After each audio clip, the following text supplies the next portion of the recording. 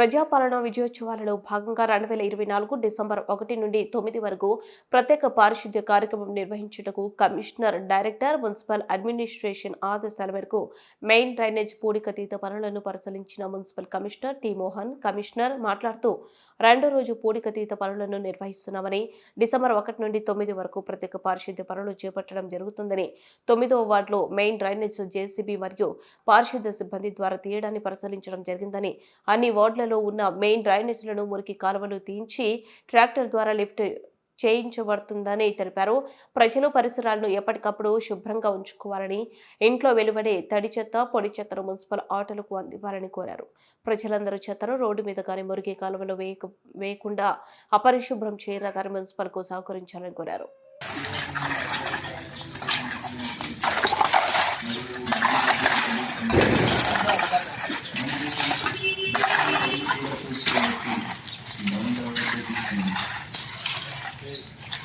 కేవలం 100 రూపాయలకు 2 కిలోల సరుకు మరియు దాంతో 10 సభ్యులు ఉచితంగా.